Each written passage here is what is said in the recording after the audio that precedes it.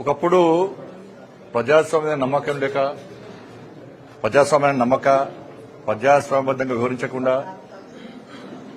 తుపాకీ గుట్టం ద్వారానే రాజ్యాధికారం సాధించాలని చెప్పి ప్రజలను ఊచకూత కూర్చున్నటువంటి నక్సలైట్లు ఒకప్పుడు ఎన్నికలను బహిష్కరించేవాళ్ళు. అప్పుడు అధికారంలో పార్టీ గాని పార్టీలు ప్రభుత్వాలు గాని భారతీయ జనతా పార్టీ గాని పోలీస్ అధికార యంత్రాంగం గాని దాన్ని వ్యతిరేకించే వాళ్ళం.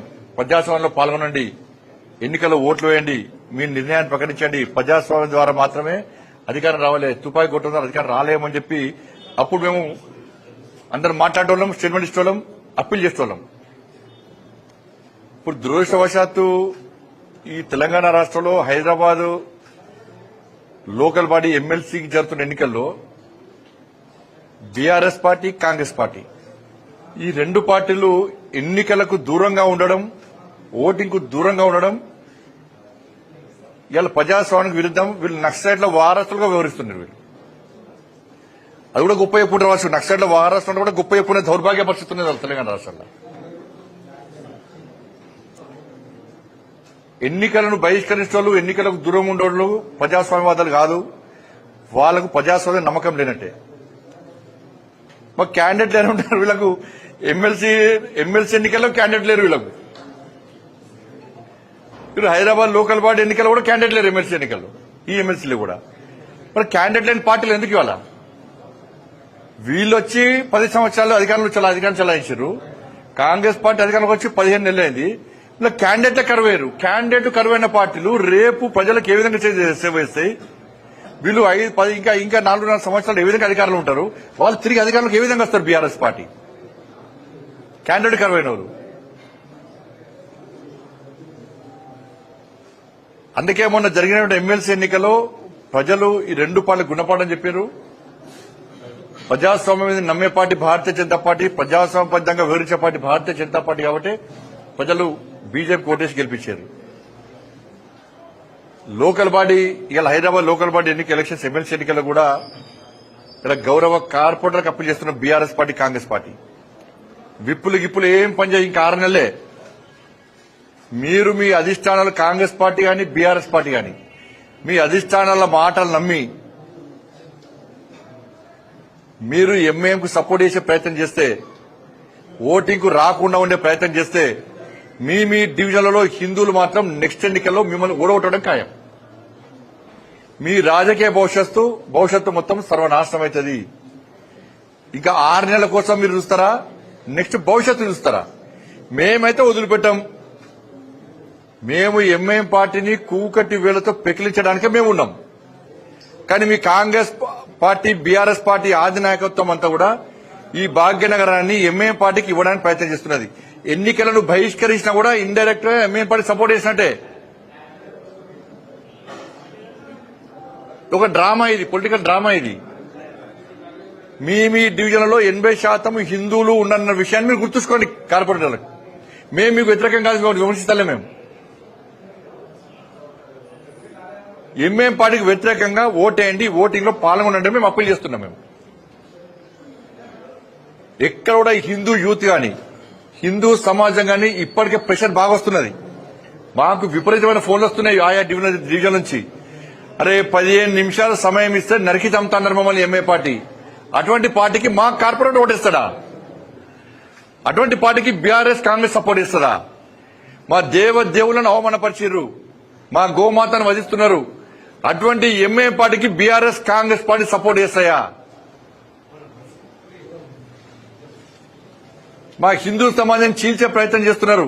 అటువంటి ఎంఐ పార్టీకి BRS party, Congress party support చేస్తారా? వాళ్ళని గెలిపిస్తారా అని చెప్పి హిందూ సమాజం ఈ భాగ్యనగర్ లో చాలా ఆగ్రహంగా ఉన్నారు.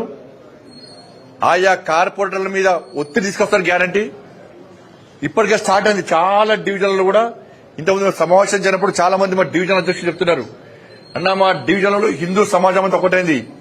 కార్పొరేటర్లు గిట్టారు ఓటింగ్ లో పాల్గొనకుంటే, ఎంఐఎం పార్టీకి వ్యతిరేకంగా ఓటు వేయకుంటే ఎట్టి బస్సులో హిందువులు వాళ్ళను నెక్స్ట్ ఎలక్షన్ లో వాళ్ళకు ఓటేసే ప్రసక్తి లేదని చెప్పి కుండ బదులుకుంటారు స్పష్టం చేస్తున్నారు.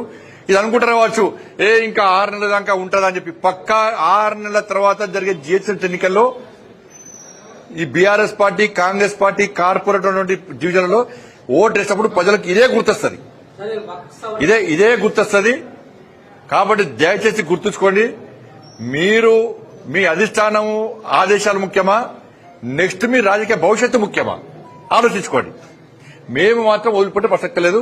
మళ్ళా మీకు రిక్వెస్ట్ చేస్తున్నాం, మీరు ధైర్యంగా రండి. నెక్స్ట్ మిమ్మల్ని గెలిపించే బాధ్యత మాది, హిందువులదే. మిమ్మల్ని గెలిపించే బాధ్యత హిందువులదే, ఆ డివిజన్లో హిందువులదే మిమ్మల్ని గెలిపించే బాధ్యత.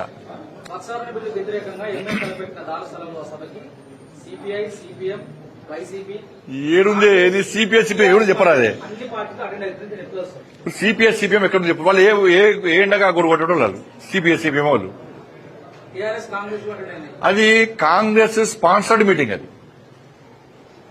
ఒకప్పుడు కాంగ్రెస్ పార్టీ ఇచ్చిన బిల్డింగ్ లో ఇవాళ కాంగ్రెస్ పార్టీ స్పాన్సర్ చేసేటువంటి మీటింగ్. అది నేను మొన్న చెప్పినా మళ్ళీ చెప్తున్నా, కర్త కర్మ క్రియ అంతా కూడా కాంగ్రెస్ పార్టీ.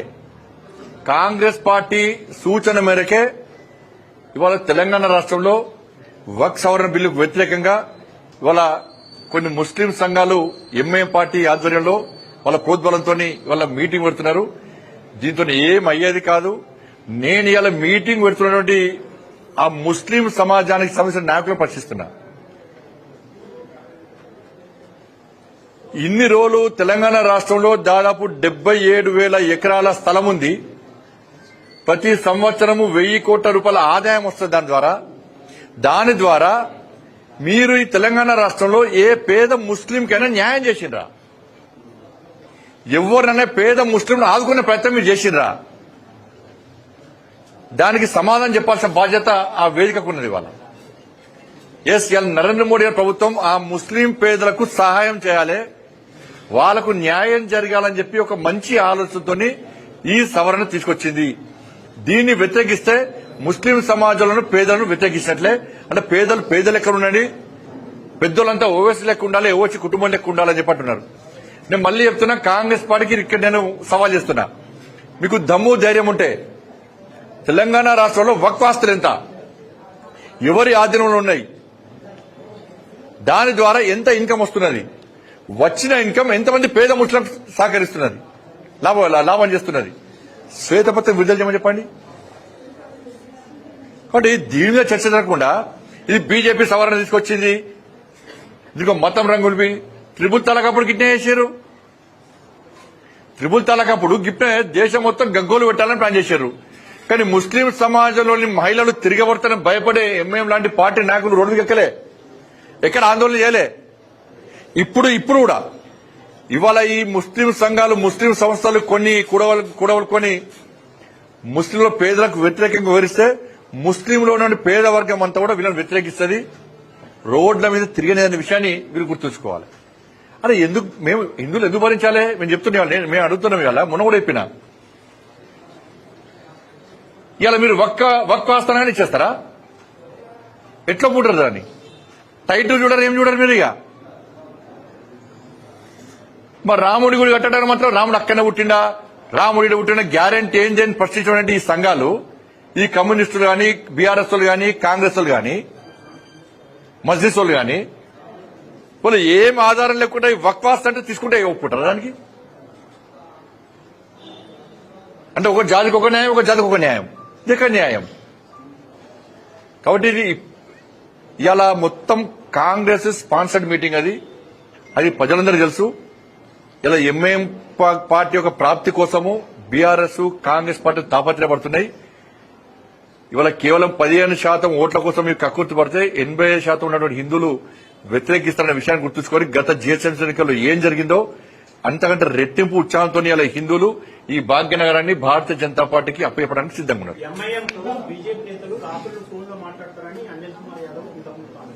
ఎవరు పడతారు మాట్లాడడానికి కాదుతుంది, అలా ఎవరు పడతారు కామెడీ చేయమని దానికి ఛాన్స్ చేయాల్సిన అవసరం లేదు.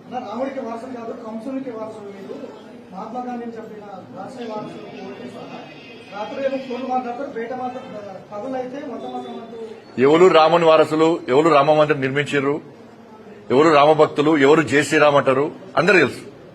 ఎవరు రామాలయాన్ని వ్యతిరేకించారు, ఎవరు జై శ్రీరామ్ అంటే కడుపు నింపుతుందా అన్నోళ్ళు? ఎవరైతే హిందువులను చంపుతా అని హిందూ దేవదేవులను వ్యతిరేకించడం సపోర్ట్ చేస్తున్నారో వాళ్ళు నిజమైన రామభక్తులా, మే రామభక్తులమో తెలుసు. అందుకే దేశంలో మూడోసారి అధికారం వచ్చిన రామభక్తులం కాబట్టి. మీరు కాదు రామ మందిరం కట్టించింది రాజీవ్ గాంధీ ఈ నరసింహ హయాంలోనే రూపకల్పన జరిగింది. కరెక్ట్. కరసేవ కూడా వాళ్ళప్పుడే జరిగింది. వాళ్ళే చేసిన కరసేవ, వాళ్ళే పాల్గొన్నారు. కరసేవ వేసింది వాళ్ళే. వాళ్ళ పార్టీ కార్యకర్తలే బలిదానం అయిపోయారు, మాకు పార్టీ కార్యకర్తలు కాదు. వాళ్ళ ఏమైనా ములాయం సింగ్ కాల్పులు జరిపి చంపిండి అందరినీ. పాపం వాళ్ళే బలిదానం చేశారు పాపం. అనడానికి నోరు తీరని చెప్పి పేరు వచ్చి మాడితే ఓకే. ధన్యవాదాలు అన్న.